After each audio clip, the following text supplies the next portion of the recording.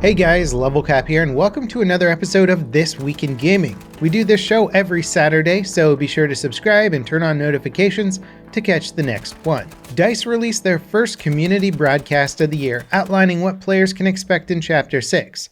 Unfortunately, it's pretty light on details. Update 6.0 will likely be released at some point in early February. It will add a new map, new weapons, and new gadgets. The new map is likely Solomon Islands. It was teased in the Wake Island trailer. Starting with Chapter 6, new weapons will be unlocked as part of the chapter rank progression. Until Chapter 5, weapons were unlocked via the Tides of War weekly challenges. In Chapter 5, DICE added a handful of guns to the chapter rank progression, and it seems like players unlock them more often than through Tides of War. Of course, people are a bit upset with the change coming in Chapter 6 because you can skip tiers in the progression using Boins, Battlefield 5's paid currency.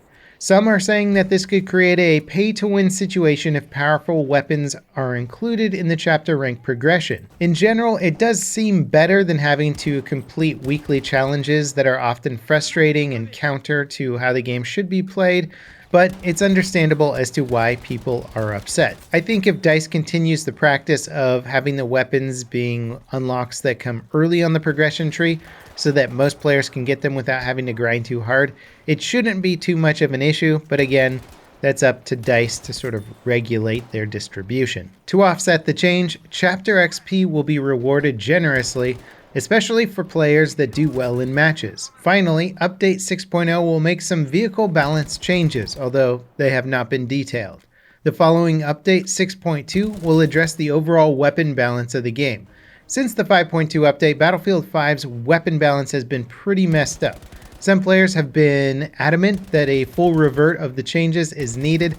Others think the changes just need more fine-tuning. Regardless, 6.2 will not be a full revert. The damage curve over range is being smoothed out, so guns won't magically start doing half damage if the enemy takes one step in the wrong direction.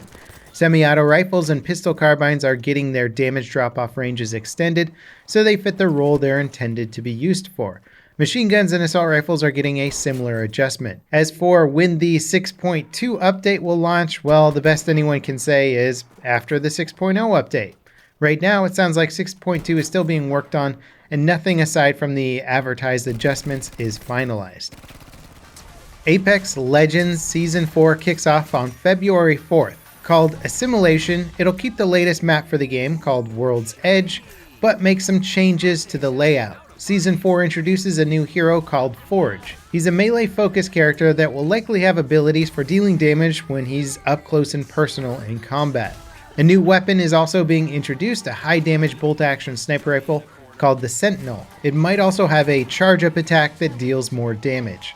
Players that log in between February 4th and 11th will get a 1-year anniversary bundle that contains a Year 1 Charm loyalty badge and 10,000 XP for your first match of the day. Ranked mode is getting some significant changes in Season 4. The next ranked season will take place over 3 months and be split into 2 halves. The first half will be played on the current World's Edge map. The second half will start a rank reset and players will battle it out on the game's original map, Kings Canyon.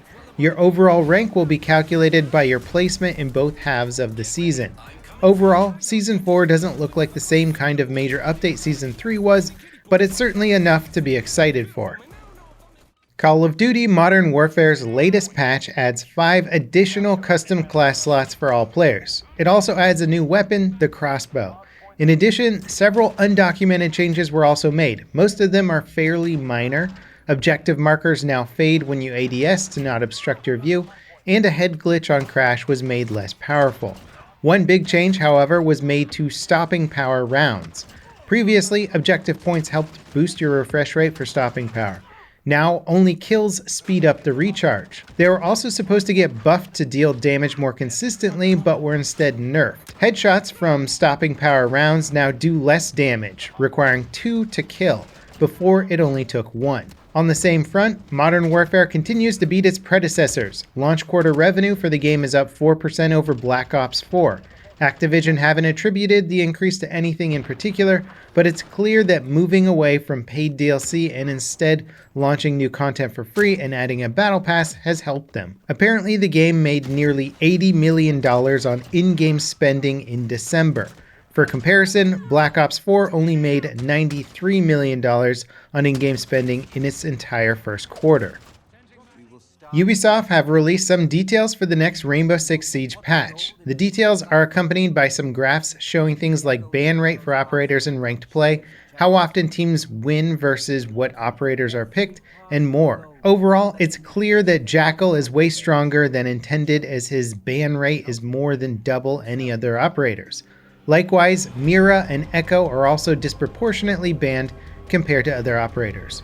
While the next update will make changes to several operators in particular, it will nerf Blackbeard's ADS time when his gun shield is equipped. Echo will now drop a phone when Dokkaebi is present during the round, and she can also hack his drones. The recoil on Ella's Scorpion Evo 3 is reduced for the first 16 shots. Finka's Spear 308 damage has been increased from 38 to 42 per shot. Jaeger, Maestro, Nock, and Smoke are all getting tweaks as well. Ying's Candela Cluster Flash is getting a pretty big overhaul. It now has an outline only visible to Ying. The spread of the flashes will be more consistent. The number of flashes has been increased from 6 to 7. The flashes will also bounce off of walls and objects instead of just falling to the floor on impact. The devs are also looking at tweaks to make Legion less powerful and annoying. PlayerUnknown Battlegrounds' newest map has arrived on live servers. Karakin is the game's smallest map at only 2x2 kilometers. It's limited to 64 players and features destructible buildings courtesy of sticky C4 bombs and a new Black Zone airstrike. It's a good change of pace for PUBG, but not everyone was happy with its loot balance. The devs have adjusted loot spawns in response to feedback. 2x, 3x, and 4x scope spawns have been increased. So have the spawn rates for healing and boost items, as well as sniper rifles and DMRs. Melee weapons, canted sights, and magazine attachments have all had their spawn rates reduced. Hopefully this should mean players are finding the loot they need to survive in the early game more often. In other Battle Royale news, Fortnite's next season finale has a release date. Chapter 2 Season 2 launches on February 20th. The season has been delayed a couple of times already, but it sounds like the delays were made for good reason. The devs have replaced Fortnite's physics engine with the Unreal Engine 4 Chaos engine. It's not clear exactly what this change will mean for players, but it may mean the game feels slightly different going forward, or perhaps just performs with better frame rate. The team at Valve working on Half-Life Alyx did an AMA on Reddit, taking people's questions about the game, VR, Valve, and more. Some of the highlight answers include that the game is essentially finished, with several notable titles like Cyberpunk 2077 and Dying Light 2 announcing delays at the start of the year. There's a big concern that Valve would have to push Alyx back from its March release date. The dev said all that's left to do really is just polish the game and fix any remaining bugs. They're fully confident the game will ship on time. They also confirmed that accessibility features like seated gameplay, left-handed gun support, and more movement options will all be available at launch. Alyx is Valve's first major single-player title in a very, very long time. Being a VR title, it places an extra burden on them to really nail everything about the game.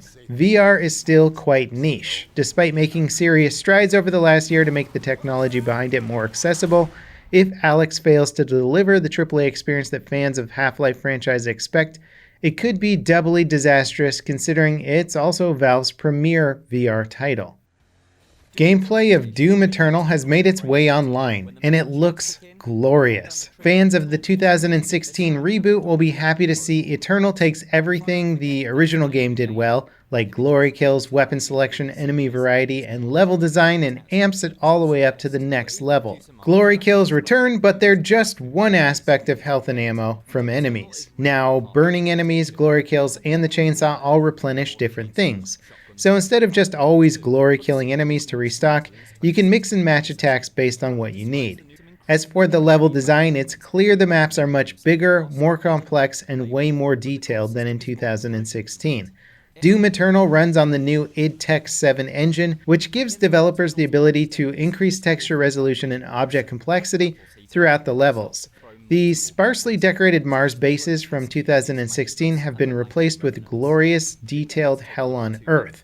Enemies will now also respond to taking damage more realistically. Depending on where you shoot and what you shoot, enemies will react appropriately. So shooting an imp with a shotgun versus the plasma rifle will affect them differently. Overall, it's clear Eternal is a much larger and more ambitious game than the original. Early reviews of the game seem to be fairly positive, so hopefully it lives up to players' expectations. And that wraps it up for today's episode of This Week in Gaming. As always, I hope you guys enjoyed. Let us know if there's any stories you think were worth mentioning this week that we might not have.